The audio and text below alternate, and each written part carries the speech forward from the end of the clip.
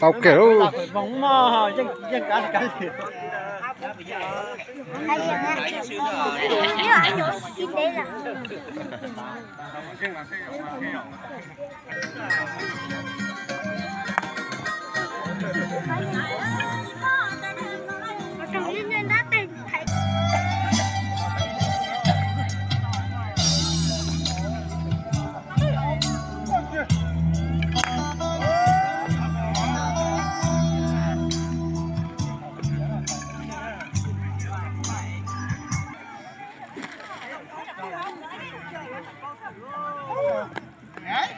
bà gơ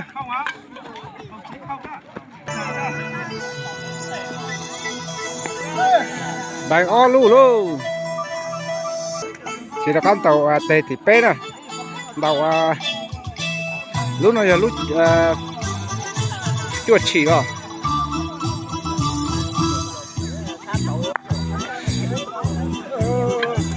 sư thế rồi giờ nó từ đó các lần tàu này lúc nào lúc thịt đi Châu Kiển luôn 4 điểm.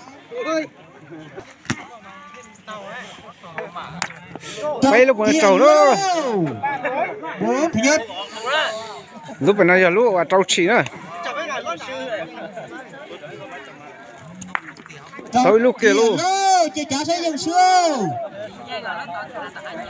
Siêu 6 điểm.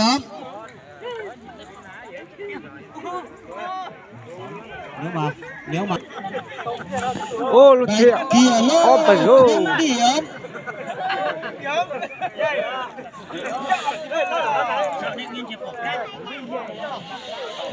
nó giờ nó sau bách châu từ bách rồi và tôi sẽ tuyên tàu tôi lú sẽ và lấy tiền tàu tôn cha rồi này là cá nó mà phản quy nó mà có vẫn có trầu thì nó để nó giờ và lú trả tôi lú nó sụp đó và cái lú rồi nó sát tí nó nè số đường tàu cho mua và là cá là phản để nó mua và ô bách phải ít bao nhiêu phải nó rồi họ và ý cho nó sát tí nó này họ lúc trong nó rồi nó ra này giống cá ăn thể vàng à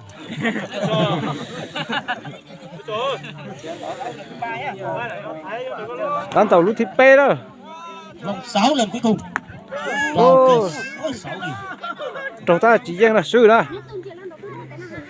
vòng đấy. Vòng 9 lần thứ nhất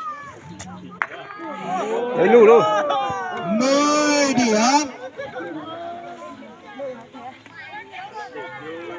Các vận động viên ơi lù theo on mà ơ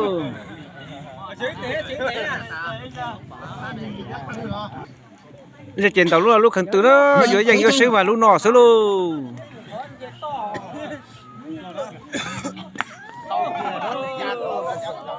9 điểm. ta xin nó tôi giờ ăn tàu ta cho nên họ là chín à và tôi chỉ giờ hầm tàu này nó là giờ phải cho và sa tỷ u thế sa tỷ nó tôi một xí từ tàu tôi luôn này theo tôi bây nhau luôn rồi nhau tôi op khó chơi tôi xí từ từ nó này cũng đánh như tề vòng 6.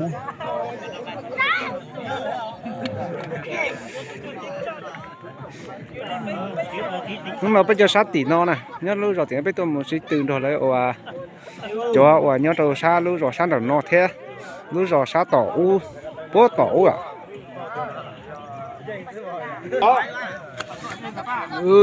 tàu lúc thị y nè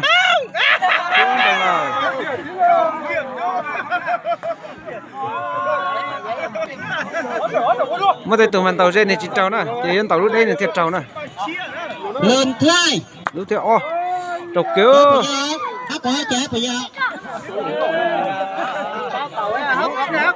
có trên luôn 4 điểm. tàu Ra đi, đừng có ăn trứng gà nhiều. Không điểm. Không một cũng Tàu in luôn tàu xem. dây chuẩn bị chủ.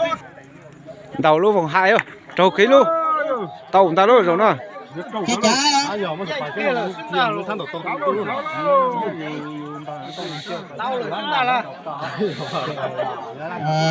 Bài gì không? Cá有钱拉有钱到了噶。Lên lên thứ hai. Trục kia thế nó ta chỉ cho hát sai rồi. Coi chơi chả bị dân rồi. Xem mà. Kia là em đã luôn. Giờ nó tàu dây chỉ trâu tàu đấy thiệt trâu. Có chơi chả. Kia là nó. Của đó là dân nữa. Ơi đâu còn thuốc kia. Mà ô cái gì tôi nhớ hậu đây. Đâu kia. Mà tàu chúng ta có. Tôi tật quá. Để lúc nào nó mây đâu rồi. Đây 6 điểm. Nên chỉ lấy từ lò chỉ được quân tàu mà thôi chỉ cho nó lo ra, chỉ cho mẹ chứ. Không chỉ con là to té mà cái gì vậy mà cái tàu à.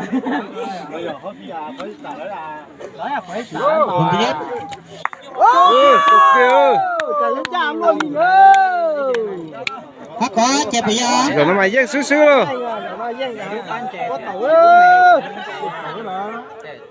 Giang à. Giang nào luôn. Giang nhà. Giang à. Vòng 9 lần thứ hai. Thế ô cục kia thế đó, giang thế nào luôn. Thùng luôn á. Tay dữ vậy. 10 điểm. Cô cho 9 à? Chị tử vong á. Ở cái phần nãy còn cái phần nãy dùng là điểm nó hơi dân chủ. Nhớ đó. Đâu. Trước kia là Điểm à? Nó về giấy rồi. Đầu nó cầm lùn con.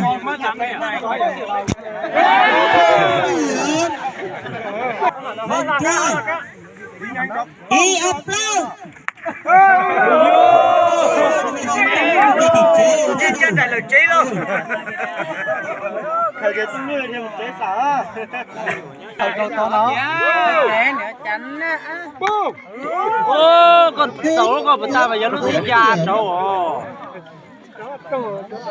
Vòng 6 lần thứ nhất.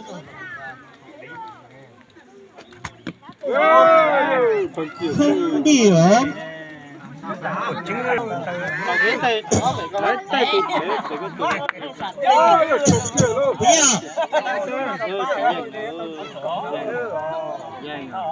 Dai rồi lúc có chuyện tới Sư là 6 điểm.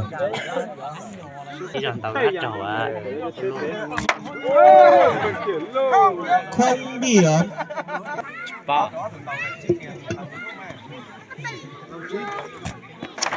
Nó tao lừa chúa nè. Nhất cả nhân.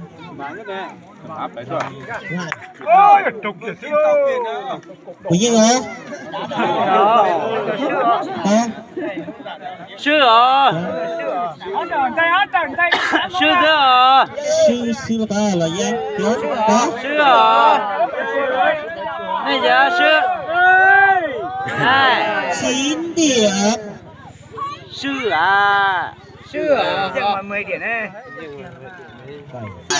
Go. Tay nó bao đâu.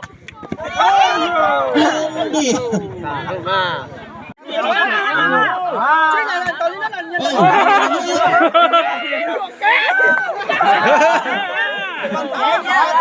Không điểm bành ra. Không điểm chưa? Sao thế mà tổng như thế?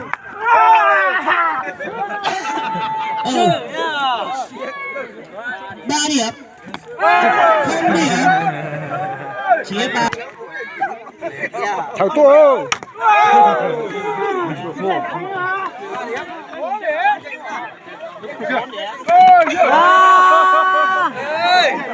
Siêu mò.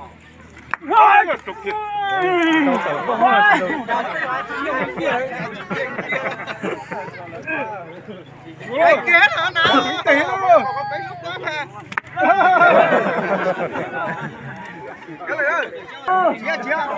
Bông. Ôi. Quá chữ cơ.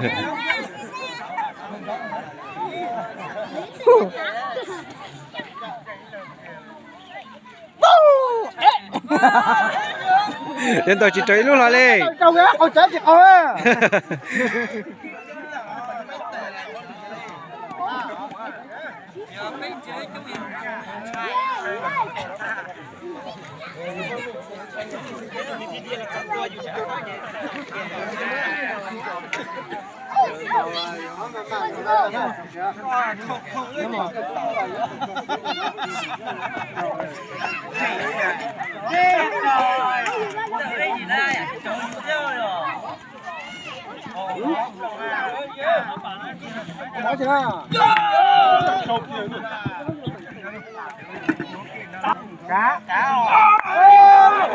Ra tăng cá rồi là luôn. Chia 6 điểm à? Nó được 6 điểm. Ui, alo. Đúng à, hát cho được còn lúa ấy. To.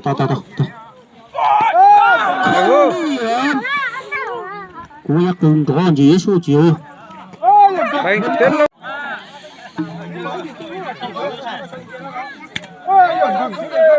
Lên kìa. Nhiều. Đó tuổi chỉ tao nào. Thứ nhất à? Vâng, thứ nhất à? Sư là 3. Nhiều. Sao cả? 4 điểm.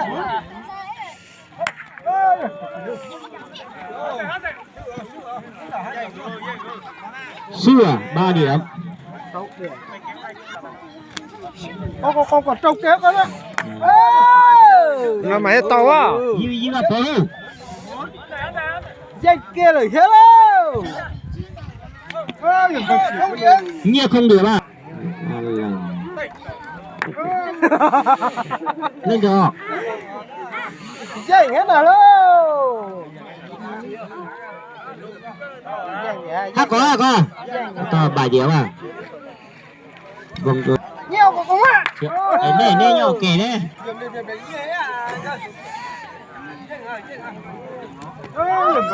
Không điểm à? Anh tua nhỏ con à, nhưng mà có không điểm à? Tao kia đó. Tao kìa. 7 điểm ấy. 7 điểm tao kia hả? Tôi cho 7 điểm đi. Ưu tiên.